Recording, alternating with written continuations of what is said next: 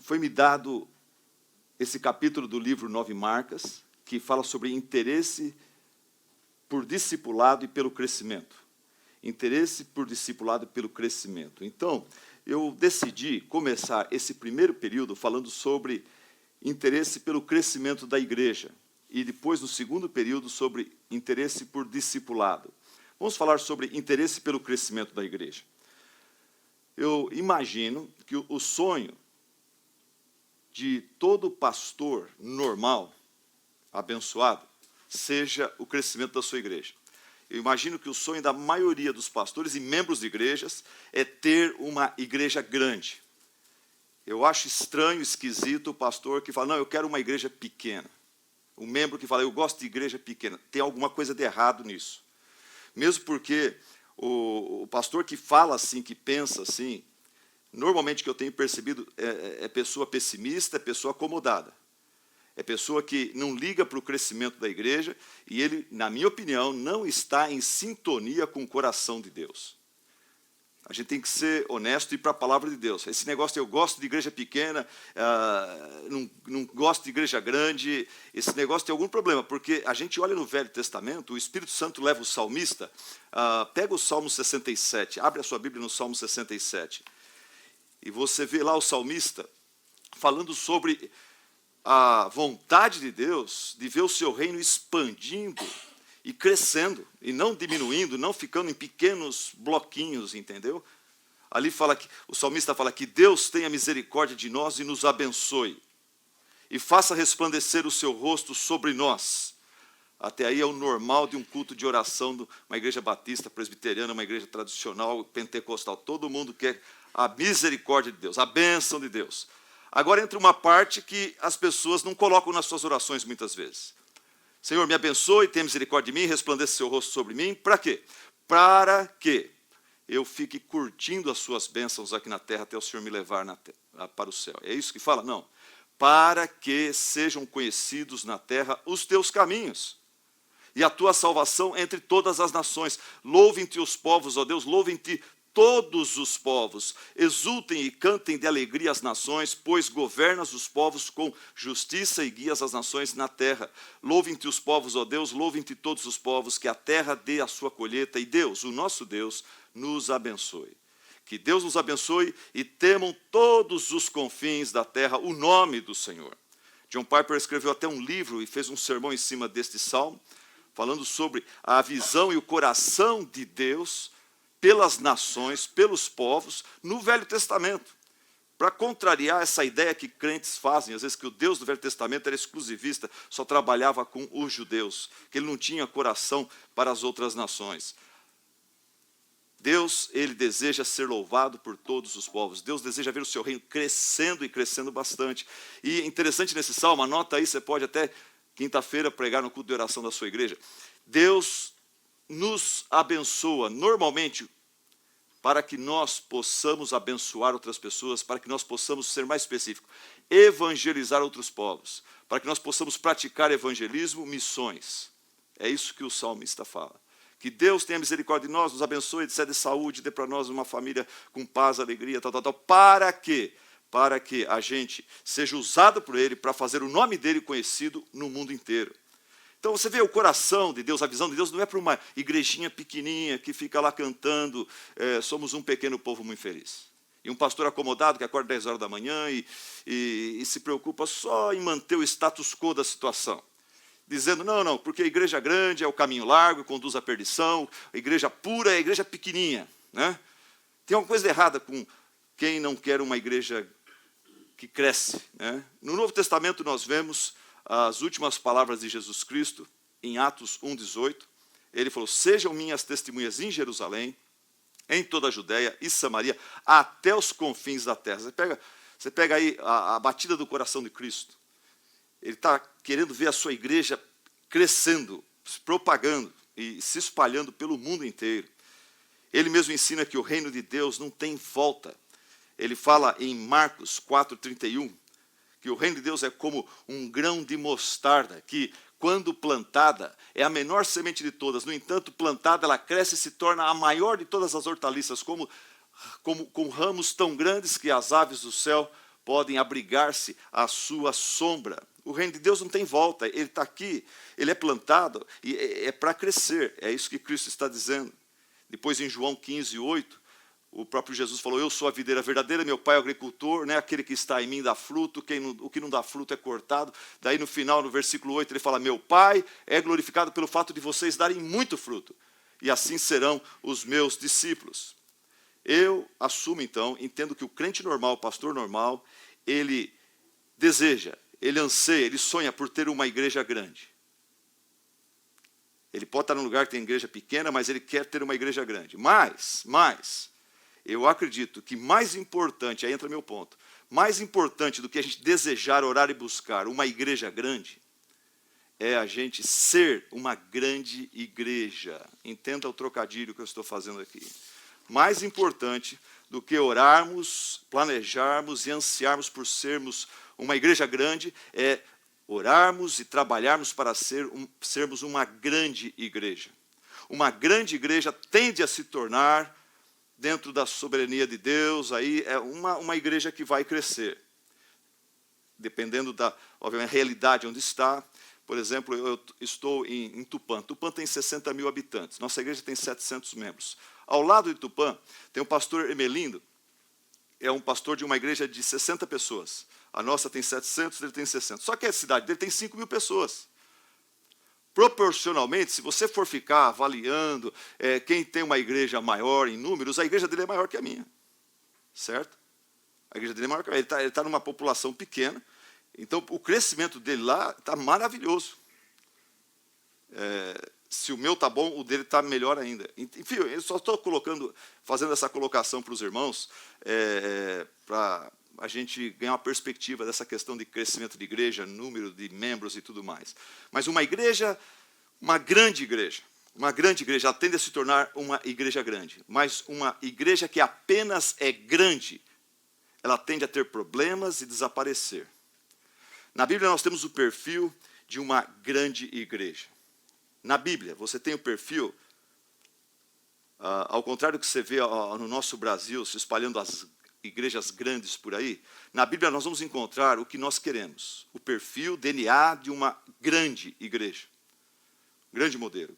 O que eu quero dizer é que quando você pensa numa grande igreja, numa igreja abençoada por Deus, não volte-se para aquilo que você está vendo ao seu redor. Tem muita coisa boa, tem muita coisa perigosa por aí. Tem muita igreja grande, porque está usando métodos humanos para atrair as pessoas. Está usando estratégias e pacotes humanos.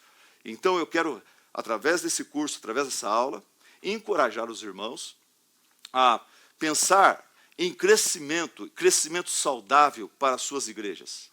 E olhar para a Bíblia, porque na Bíblia nós vamos encontrar o pacote feito pelo Espírito Santo, e não por um pastor que fez alguma coisa e deu certo e reuniu um monte de gente, a igreja dele de repente bombou. E a gente já começa a querer anotar e correr atrás, e na conferência promovida por esse pastor, para fazer o modelo dele, para a nossa igreja.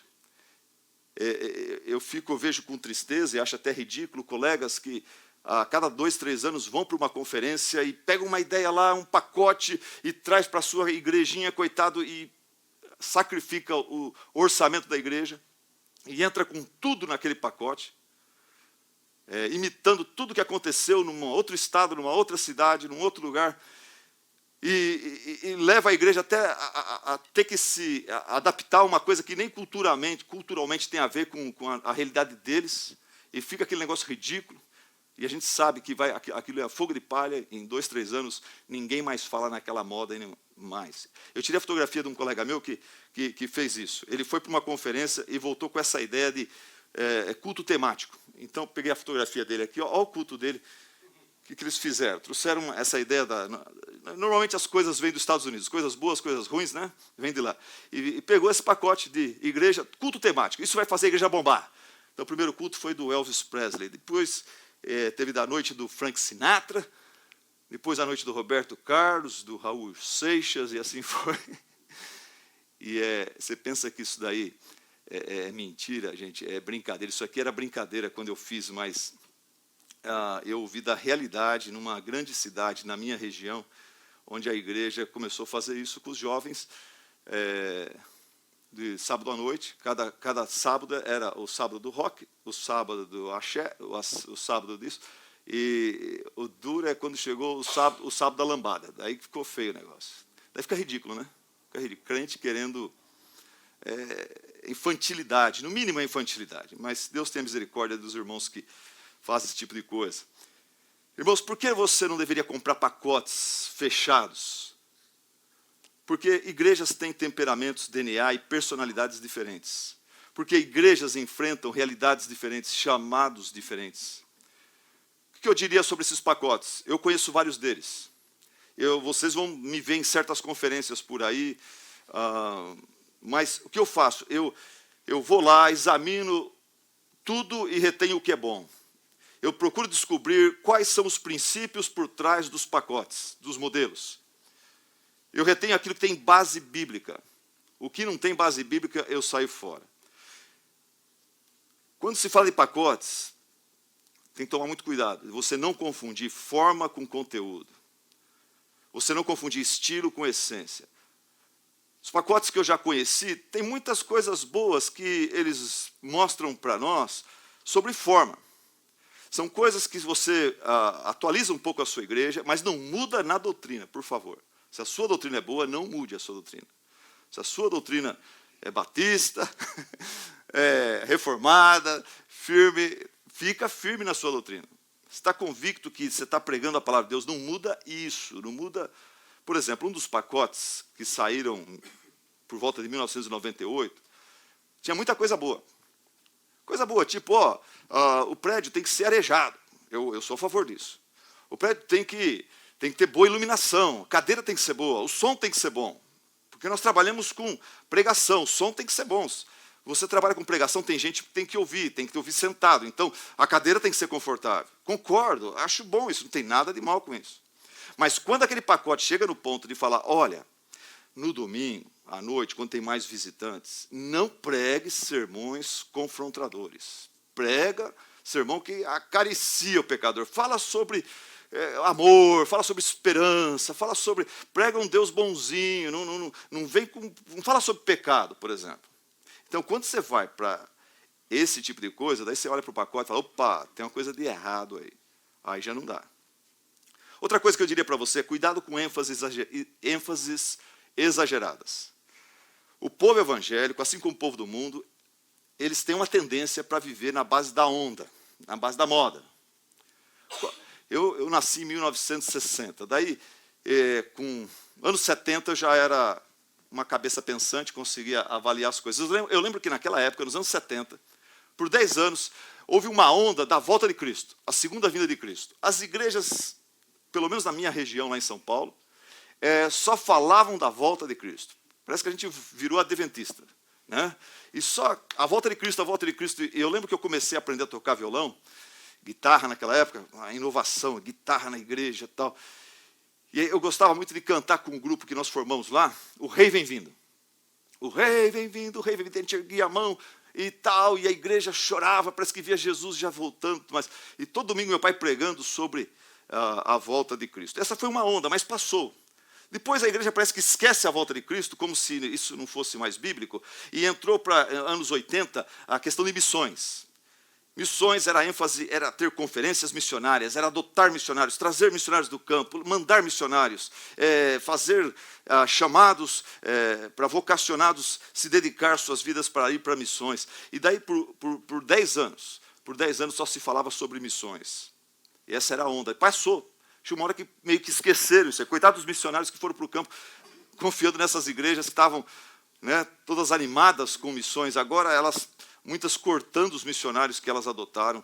Depois as igrejas se apaixonaram por adoração, nos anos 90. E aí vai, eu não vou fazer toda a análise, mas, irmãos, é um erro você focar numa coisa só e negligenciar as outras. Por isso que é legal pregação expositiva, porque você vai o tempo todo, conforme a palavra vai enfatizando uma coisa, você enfatiza a outra, você enfatiza, você não fica só pegando aquele assunto que te interessa, que o povo meio que se apaixona por ele, e você também como pastor, querendo agradar o povo, começa a passar só aquilo.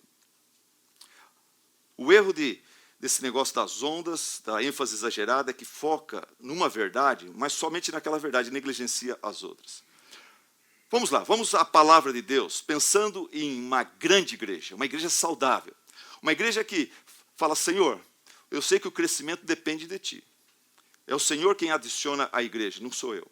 Mas eu estou fazendo a minha parte, vou fazer a minha parte. Como bom agricultor, eu vou arar a terra, eu vou plantar, vou semear, mas eu sei que o crescimento vem do Senhor. E Senhor, eu não vou esconder no meu coração, eu vejo minha igreja pequena, mas eu gostaria de vê-la crescendo. Mas não só em número, crescendo em espiritualidade, crescendo em compromisso com Cristo, crescendo em santidade. Eu não quero apenas, Senhor, uma igreja grande, eu quero uma grande igreja.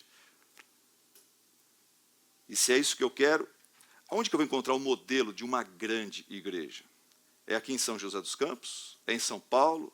É na Bahia? É em Santarém? Aonde que eu vou encontrar um modelo de uma grande igreja? Eu não preciso olhar para nenhuma igreja ao meu redor. Eu vou para a palavra de Deus. Ela é o nosso guia. Na palavra de Deus nós temos o livro de Atos. Ali você vê o Espírito Santo mostrando a estratégia dele para uma grande igreja. Então vamos ver o que o Espírito Santo nos ensina. Vamos seguir o Espírito Santo, é o melhor modelo que tem. E o que nós vemos no livro de Atos? 3, 4 coisas. Primeiro, uma igreja grande, ou uma grande igreja, uma igreja saudável, ela tem, em primeiro lugar, grande poder. Uma igreja saudável, ela tem grande poder.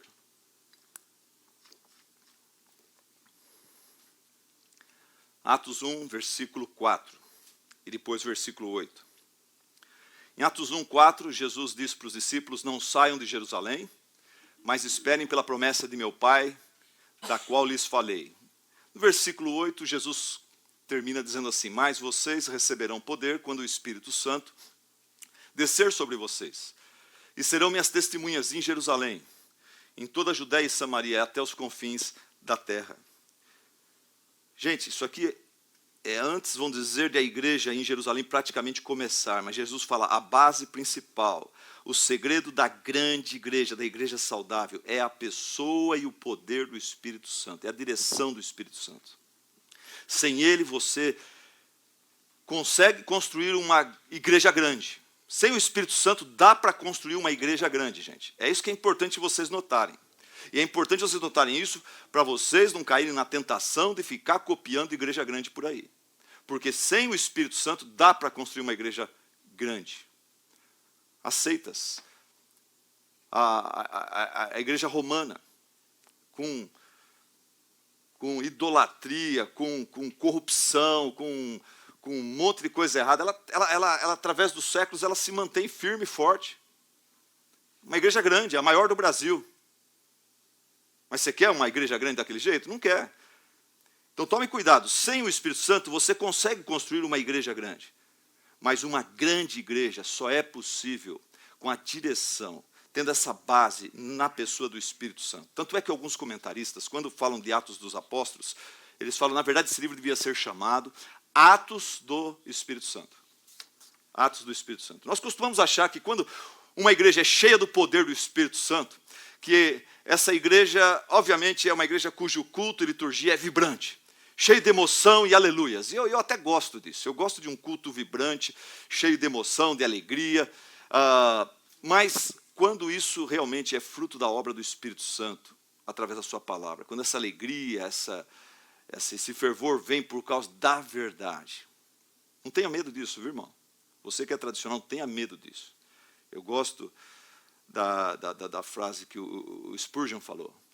Ele falou, eu prefiro correr o risco de alguns exageros no culto, por causa de um avivamento espiritual, do que ficar num culto tudo controladinho, tudo certinho, tal, e frio, morto, sem um avivamento espiritual. E sobre esse negócio de avivamento espiritual, deixa eu passar para vocês uma frase legal também, não lembro quem que falou isso, mas é assim, a importância da emoção e da razão no culto. E eu vejo que, falando agora para as igrejas pentecostais, o problema às vezes é um exagero, ênfase demais na emoção. Nas igrejas tradicionais, ênfase demais na razão. eu fui criado em algumas igrejas, que eu nasci dentro da igreja praticamente, nasci no berçário praticamente, casa pastoral ao lado da igreja. Minha mãe só não teve no berçário porque a casa pastoral era do lado. Nasci dentro da igreja. O que eu vejo na minha peregrinação por igrejas batistas tradicionais, da qual eu faço parte? Há uma ênfase exagerada, havia pelo menos, né, na razão, teologia, Bíblia, tal. Antigamente os hinos até falavam de alegria, mas ninguém sorria, ninguém, né? Tenho gozo de alegria celeste quando voa. A gente era militar, naquela época acho que, né, o militarismo estava em alta, isso afetou a gente. A gente via Jesus como o general, né? E nós marchando. Isso acabou, gente. O militarismo caiu, né? Somos ainda soldados de Cristo, mas nós somos também a noiva do amado. Hoje a gente vê a coisa de uma forma mais light, né? E graças a Deus, Deus tem me liberto, me dado para cultuá-lo com alegria, com emoção também. E eu gosto dessa frase que fala assim, no culto, a razão sem emoção, ela é estéril. Por outro lado, a emoção sem a razão é histérica. Então você não quer um culto histérico, você nem quer um culto estéril. Então eu enfatizo, incentivo vocês, não sei qual é o seu temperamento, mas eu incentivo você a buscar essa devoção e essa paixão por Deus e ter liberdade para colocar isso e passar isso durante o culto, nas suas pregações, você pregar apaixonadamente, pregar e louvar ao Senhor com emoção também. Fomos castrados por tanto tempo na área emocional, temos que liberar isso daí, para a glória de Deus, né? Hoje em dia, mais do que nunca, o povo não leva a sério um pastor que fala de coisas maravilhosas e com emoção zero. Como se estivesse dando uma aula, como se estivesse falando de uma coisa fria, né? Isso, para mim, eu acho até ridículo isso daí. Você não acredita no camarada. Nós vamos falar mais sobre isso. Ok, vamos continuar. A gente acha, às vezes, que uma igreja cheia do Espírito Santo é uma igreja vibrante e tal, e aquele oba-oba. Alguns acham que uma igreja cheia do Espírito Santo é uma igreja cuja liturgia é conservadora, moderada, sermão expositivo, e o coral cantando e tal. Mas esse verso diz que essa igreja cheia do Espírito Santo, ela ficaria como? Qual seria o maior diferencial que o Espírito Santo iria fazer com esses irmãos, com essa igreja, com esses pastores? É que essa igreja se tornar ousada e corajosa e agressiva no evangelismo e em missões. Marca da presença do Espírito Santo na igreja, não é se ela é tradicional, se ela é pentecostal no seu jeito de adorar a Deus, mas ela é evangelística, ela é missionária. Ela é ousada para falar de Jesus na comunidade. Olha, você pode ser tradicional, se a sua igreja não é ousada no evangelismo, nem arrojada em missões, vocês não têm o Espírito Santo, está precisando, ou tem pouco dele. Vocês estão precisando beber mais, se encher do Espírito Santo. E você pode ser uma igreja pentecostal e achar que está cheio do Espírito Santo. Se não é ousado no evangelismo e missões, vocês estão se enganando a si mesmos. Os membros da igreja cheia do Espírito Santo, são membros que vivem e falam de Jesus Cristo. As finanças da igreja, o relatório financeiro da igreja revela se ela está cheia do Espírito Santo ou não. Quanto que a igreja está dando para missões? Quanto? 1%, 2%, 3%, 5%? Irmãos, eu aprendi, eu tive o privilégio de viver numa igreja, durante meus anos de faculdade, uma igreja que tinha visão missionária. E eu aprendi muito com aquela igreja, com aquele pastor. Falando, Deus tem bênçãos especiais para igrejas que têm visão missionária. E ele não tinha medo de levantar ofertas e de parar projetos para investir em missões. E é uma igreja que está sempre crescendo e continua crescendo até hoje, de todos os aspectos. É uma igreja que você entra nela assim, no hall da igreja está a fotografia de vários casais de missionários. E está lá, com orgulho, eles colocam, nossos embaixadores ao redor do mundo.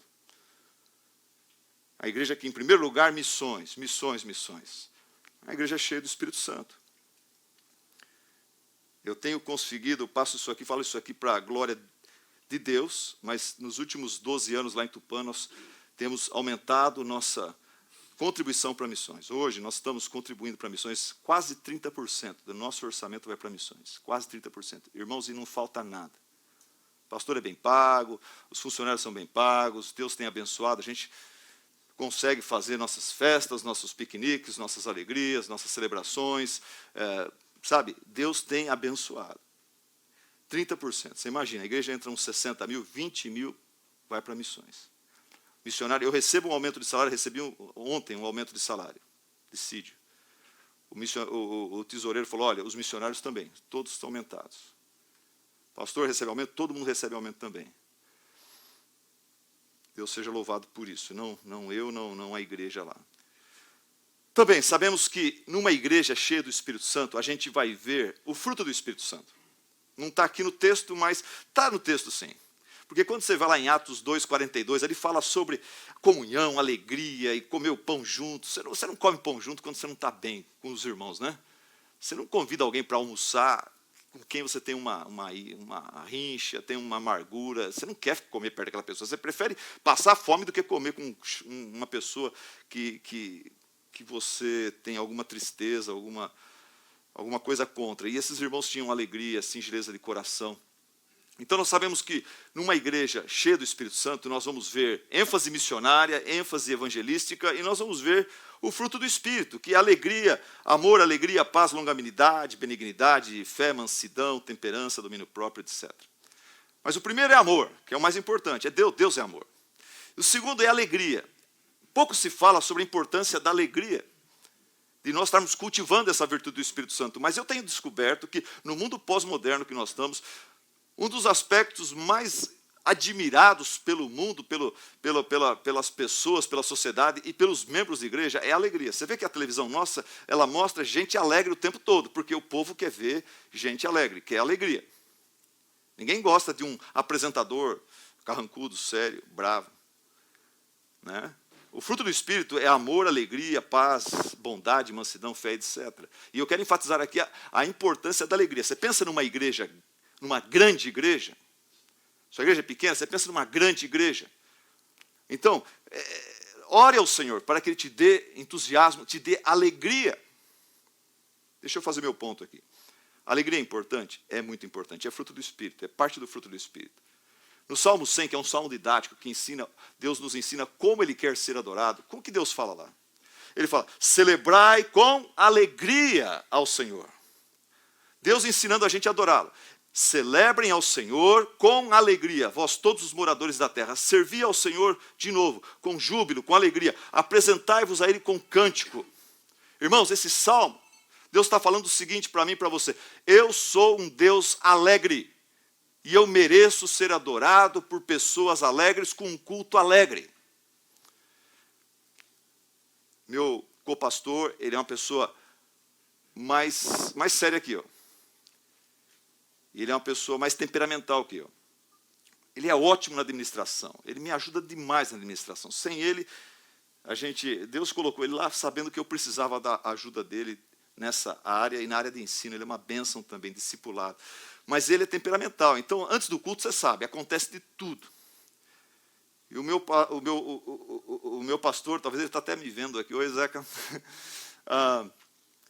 Às vezes, alguma coisa tira ele do sério. O pessoal do PowerPoint lá, mais 5 minutos. Ele está trabalhando para começar o culto no horário. Mais 5 minutos, isso deixa ele... Ele começa o culto, às vezes ele passa para a igreja um pouco o nervosismo, a tensão dele. E é ruim, é ruim. Não é bom, ele sabe disso, ele tem trabalhado nisso, né, procurado superar isso daí. E ele tem conseguido, você também pode superar. Não leva para o púlpito sua bronca, não leva para o púlpito seu mau humor, não leva para o púlpito sua questãozinha mal resolvida. Isso não interessa. Aquele horário, agora é o horário de nós focarmos em Deus, um Deus alegre. Temos que comparecer na presença dele com alegria. Um Deus alegre merece cultos e servos alegres. Em Romanos 14, 17 e 18, você já viu esse versículo? Romanos 14, coloca para nós aí, Guilherme. Romanos 14, 17 e 18. Qual que é o contexto? O contexto aqui é Paulo falando com irmãos que estavam tendo diferença na questão de liberdade. Pode, não pode, eu posso, você não pode, você não pode, eu posso.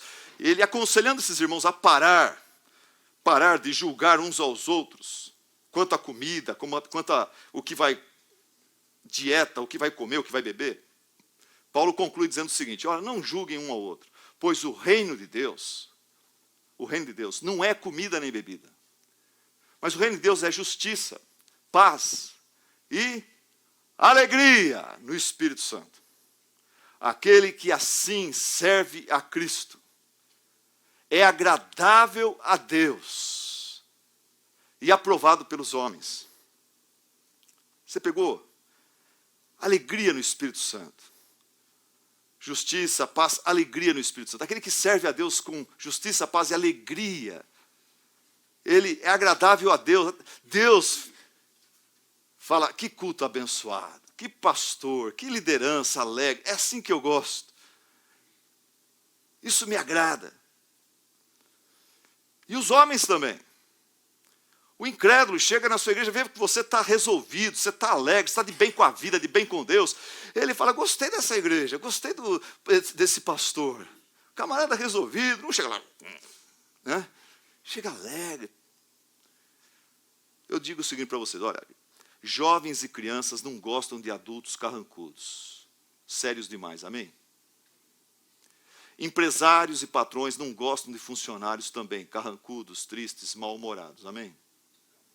Deus também não gosta de pastores carrancudos, mal-humorados, não resolvidos, que levam suas crises existenciais, qualquer coisinha já vem para o púlpito, já prega a palavra de Deus, já meio que no zero emocionalmente falando. Isso não pode. Você antes do culto, você dá um jeito, vai para uma sala da igreja lá, dobra seus joelhos, se resolve com Deus. Olha para o Senhor, deixa todos os seus probleminhas lá, problemões lá, e entra para aquele culto, entra para aquele contato com o povo de Deus, resolvido, alegre. Não como um hipócrita, mas como uma pessoa que teve um encontro com Cristo, e aos pés da cruz de Cristo deixou suas preocupações e ansiedades. A Bíblia diz assim, tu me farás conhecer a vereda da vida. Davi falou isso no Salmo 16, 11. Senhor, tu me farás conhecer a vereda da vida, alegria plena da tua presença, eterno prazer à tua direita. Volto a dizer, um Deus alegre merece servos e cultos alegres. Prestem ao Senhor um culto com alegria. Salmo 100, versículo 2. Entrem na sua presença com cânticos alegres. Mas como, pastor? Como é que eu vou me alegrar quando eu não me sinto alegre? Quando tem problema lá em casa, tem problema nas minhas finanças, como é que eu vou me alegrar? A Bíblia responde, sabe como? Você se alegra no Senhor. Não dá para se alegrar nas circunstâncias? Alegre-se no Senhor. Alegre-se no seu Deus, que é o seu bem maior. É a sua herança para sempre, é a sua maior riqueza. Quando tudo acabar aqui, você não vai levar nada daqui. Mas o que sobra? Sobra o seu maior tesouro, que é Deus. Alegre-se no Senhor, alegre-se na soberania do Senhor, alegre-se na justiça, no poder, na graça, no amor, na providência, alegre-se na sabedoria, na vitória de Deus. Cristo está edificando a sua igreja. Alegre-se nas boas notícias que nós recebemos, que diariamente pessoas estão se convertendo. Alegre-se no Senhor. Segunda coisa, a igreja, a grande igreja, a igreja saudável, ela tem grandes pregações. A igreja saudável, ela tem grandes pregações. Ela tem grande poder, Espírito Santo. Se a igreja não tem isso, então, dobra os joelhos, começa cultos de oração, vigílias, orando, buscando, clamando ao Senhor. Em Lucas tem um verso que fala que Deus, como Pai, jamais vai negar o Espírito Santo para aqueles que lhe pedirem. Peça que o Espírito Santo venha de forma real sobre sua vida, sobre a vida da sua liderança. Começa com a liderança. E depois estende à igreja isso. Espírito Santo, ele precisa estar dirigindo, através da sua palavra, a sua igreja. Depois, a igreja, a grande igreja, ela tem grandes pregações. Capítulo 2, nós vemos que Pedro, ele prega a Cristo. O sermão dele é um sermão curto, é um sermão sem piadas, é um sermão sem historinhas emotivas. Ele não acaricia a autoestima do visitante. né? Ele não fica passando a mão na cabeça do pecador, só falando do amor de Deus. Pelo contrário, a pregação de Pedro em Atos 2 é uma pregação que confronta o pecado, exalta Cristo e desafia os homens a arrependerem-se, baixar a bola e se enxergar e chegar diante de Deus humildes, pedindo pelo seu perdão, sua misericórdia, se submetendo a Ele ao batismo. Que é uma coisa, eu lembro um médico falando, poxa, esse negócio de batismo, pastor, eu quero até me tornar membro da igreja, eu gosto da igreja, mas esse negócio de batismo é muito humilhante. Eu falei, é verdade mesmo. É um teste, para se batizar, você precisa se tornar humilde, porque realmente é humilhante. Você comparecer diante de uma grande congregação, um médico de 50 anos de idade, de repente chegar lá vestido de uma bata branca, feinha também, né? A gente não capricha nas coisas, né? Aquela batinha branca lá e diante de todo mundo ser mergulhado, tal. É um negócio que a pessoa precisa de humildade para fazer isso. E se a pessoa não quer fazer isso, é o que eu pensei quando esse médico falou assim, olha, enquanto você não estiver disposto a fazer isso igual todo mundo faz, igual Jesus fez, é melhor você não se tornar membro da minha igreja, você vai me dar problema. Com esse orgulho, com essa vaidade, você se tornar membro da igreja, poder votar aqui, ser votado, você vai me dar problema. Fica uma lição para vocês aí, para todos nós, né? Não se apresse em empurrar ninguém para dentro da igreja, viu? Deixa o Espírito Santo trazer, do jeito certo. A gente tomando todo cuidado já é uma dificuldade. O que entra de bode para a igreja não é brincadeira, né? Não tomando cuidado, então, você cria um problema. Você cria um problema sério. Daqui a pouco você tem gente na diretoria que não tem nada a ver com...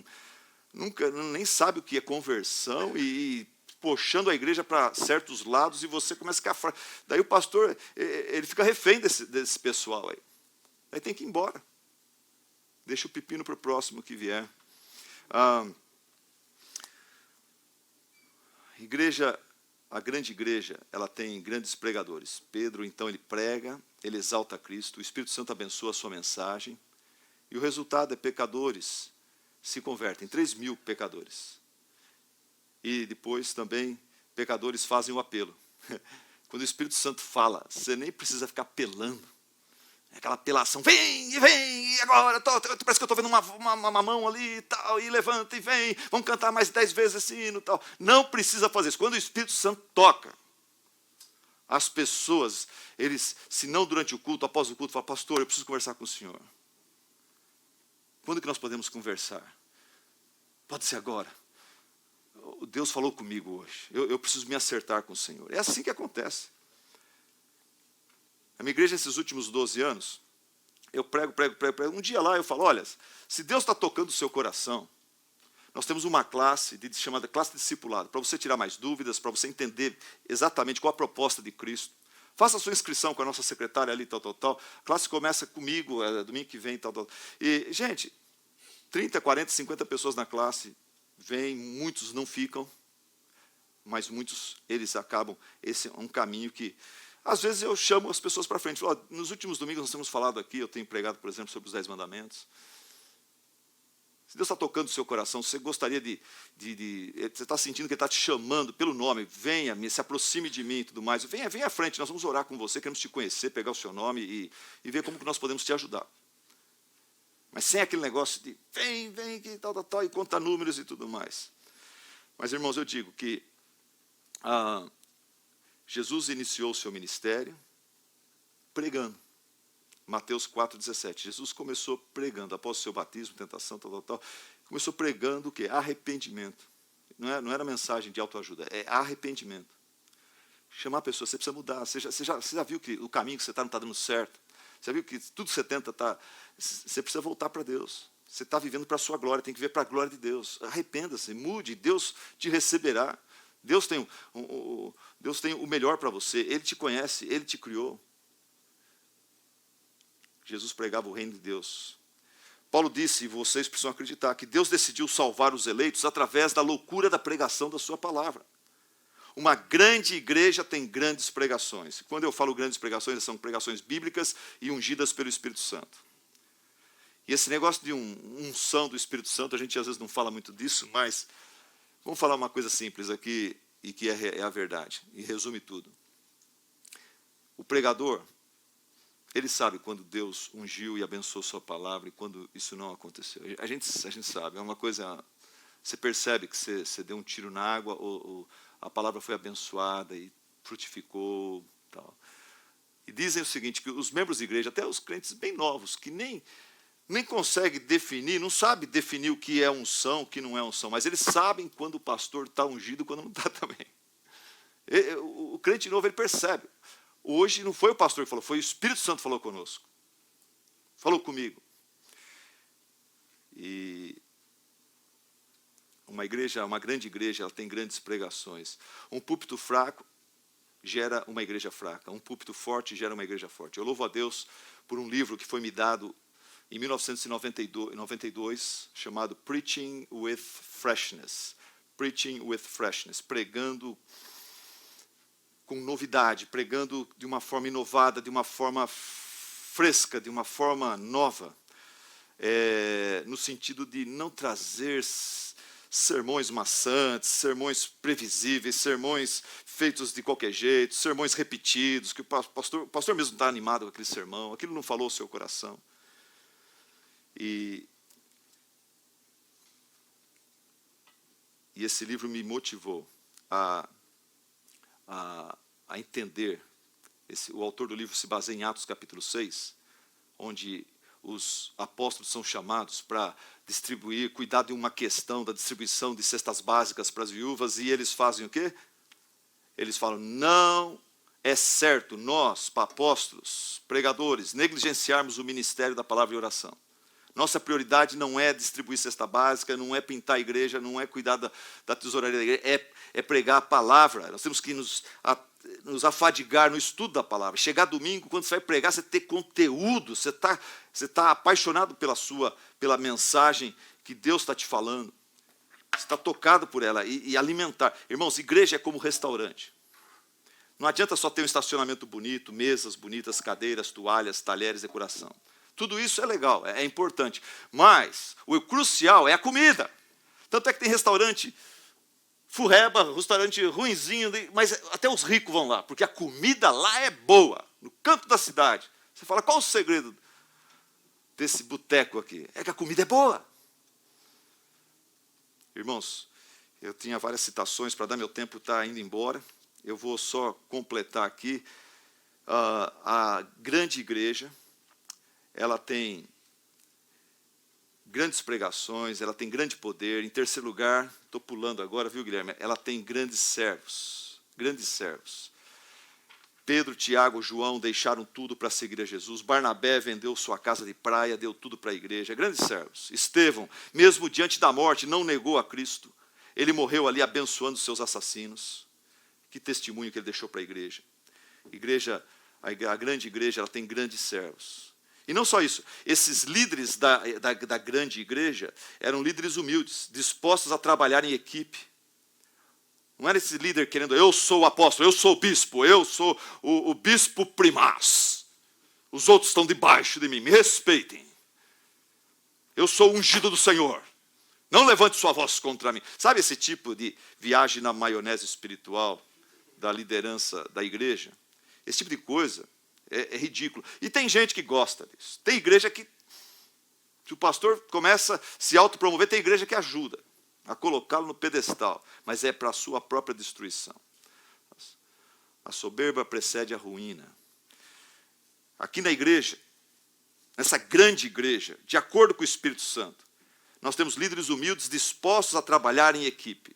Jesus trabalhou em equipe, Paulo trabalhou em equipe, os apóstolos aqui também trabalhavam em equipe. Em Atos 6, a igreja tinha apóstolos, pastores. Em Atos 20, versículo 17, a igreja em Éfeso, plantada por apóstolo Paulo, segue o mesmo modelo. Tanto é que quando Paulo vai se despedir de Mileto, Paulo manda chamar, não o pastor primaz da igreja, ele manda chamar os pastores da igreja, em Éfeso. Em Filipenses 1:1, quando Paulo escreve para a igreja, ele fala a todos os santos que estão na igreja lá em Filipos, assim como os bispos e diáconos, os pastores, os presbíteros e diáconos. Não é um pastor, vários pastores. Isso é bênção para a igreja. Isso é bênção para o próprio pastor sênior. Pastores são protegidos do pecado quando eles trabalham em equipe. Toda segunda-feira se reúne com a sua equipe, 3, 4 pastores, segunda-feira à noite. Alguns pastores não são... a igreja não tem dinheiro para pagar para todos um salário. Tem pastores que fazem tenda, tem pastores que trabalham, mas eles encontram com você segunda-noite, repartem o fardo do ministério, tomam decisões, fazem análises. A Bíblia fala, na multidão de conselheiros há sabedoria. Por que eu vou sozinho arriscar, dirigir uma igreja e levar ideias para a liderança, quando eu posso antes ter um grupo de conselheiros comigo, me ajudando, para não me proteger de decisões equivocadas, precipitadas? A igreja, através de número de pastores, ela é protegida do domínio, da personalidade forte de um pastor autoritário. E quantas igrejas carregam essa marca da impressão digital de um pastorzão que é meio general, é meio coronel. O camarada está lá 40 anos, 30 anos, 20 anos, ele manda em tudo, tudo é dele, ele é dono da igreja. Isso está errado, isso não é legal, isso não é saudável, não é bom para o homem, não é bom para a igreja. Pluralidade de pastores. Uma grande igreja, tem grande poder, grandes pregações, tem grandes servos de Jesus Cristo. Em quarto lugar, uma grande igreja, ela enfrenta grande perseguição. Ela enfrenta grande perseguição. Atos 8, de 1 a 3, de repente vem uma grande perseguição. Perseguição é algo desconfortável, triste, indesejável aos nossos olhos. Mas é uma coisa maravilhosa, que Deus usa a perseguição para gerar em nós amor, pureza, santificação, compromisso, seriedade e dedicação. Eu não tenho coragem de orar para que Deus mande perseguição sobre minha igreja, sobre o evangelho na minha cidade, no nosso país. Não tenho coragem de fazer isso. Isso é uma coisa que, pelo contrário, eu defendo aqui a covardia santa. Senhor Deus, me dê sabedoria, me dê discernimento para ser fiel e ser apaixonado por Ti, para ser compromissado com o Senhor, apesar da prosperidade, da paz e da segurança. Desde os 15 anos que eu aprendi a temer o Senhor, e eu me tornei um covarde santo. Eu aprontar com a minha namorada, não, Deus vai, não vou não, manter o namoro certinho. Eu sei que o meu Deus é justo, Ele é santo, e Ele disciplina aqueles que Ele ama, Ele pega pesado. Covardia santa, que nos leva a não precisar ficar apanhando toda hora. Já viu o filho que escuta, vê que o pai já mudou, o filho já... Esperto, né? Eu tenho 4 filhas, teve aquela que precisava apanhar para aprender. Mas tinha uma, só de olhar para ela, já acertava tal. Não precisa bater. E eu quero ser esse tipo de filho com Deus. Não quero ficar apanhando o pai. Ele pega pesado às vezes. Eu tenho medo. E eu amo suas bênçãos. Eu não quero sair da bênção. Em último lugar, a grande igreja em Atos, ela tinha uma grande promessa. Ela tinha uma grande promessa. O que motivou os apóstolos? Como eles motivaram a igreja? O que motiva as pessoas das igrejas grandes hoje? Os líderes. A gente percebe, às vezes, é triste, mas a gente percebe, a gente sabe o coração do ser humano. Tem gente que quer ter igreja grande, uma igreja grande para exaltar o seu próprio nome, para se promover, para ter estabilidade, ter poder, segurança. Mas o que motivava os apóstolos, gente? Eu tenho certeza que foram as palavras de Jesus Cristo.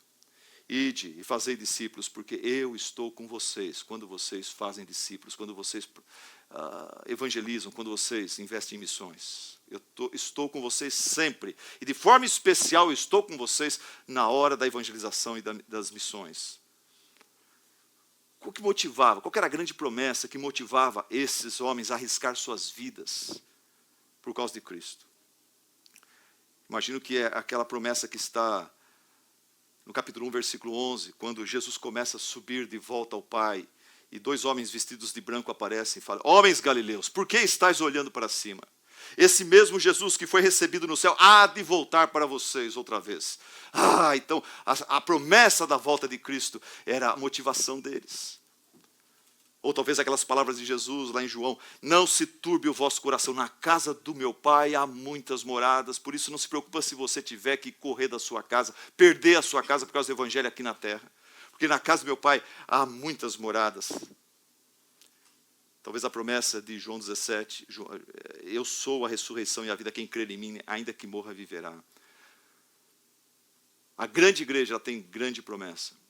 Um artigo escrito na revista Forbes Muito interessante esse artigo, diz assim, se nós, isso é uma filha de rico, escreveu, ela falou assim, se nós estamos tão bem, por que nos sentimos tão mal? Ela dizia assim, se nós hoje, herdeiros, filhos, netos de gente rica, gente que lutou e enriqueceu, e nós hoje desfrutamos dessa riqueza, nós que fazemos parte da elite, sempre apresentada pela revista Forbes. Se nós estamos tão ricos, tão bem, por que nós nos sentimos tão mal? Por que nós temos tantas mazelas? Por que nós temos tantos problemas de insegurança? Por que nós temos tantas neuroses? Nossos pais não tinham isso. Síndrome do pânico, depressão, fobia. Por que nós temos isso tudo? Os nossos pais que não tinham, eles estavam lutando e batalhando. Daí a conclusão dessa mulher, sabe o que foi? Ele falou que os nossos pais, os europeus e gringos de um século atrás, eles eram cristãos. Batistas, presbiterianos. E eles lutavam, faziam de tudo para crescer, para prosperar financeiramente. Eles tinham um olho aqui na terra, mas eles tinham outro olho no céu. Era o pessoal que domingo cantava aqueles hinos que sempre terminavam falando do céu, de quando eu partir, quando o meu dia chegar. Então eles tinham um olho, um pé aqui na terra e um pé lá no céu. Por isso que eles não tinham essas crises. Já os herdeiros desses ricos, eles se vão à igreja e se adoram a Deus. Hoje ninguém fala do céu mais. A esperança até de crentes é o reino nosso aqui na terra. E isso gera problemas. Mas a igreja de Atos, que é uma grande igreja, ela tinha grande promessa. A promessa era o céu.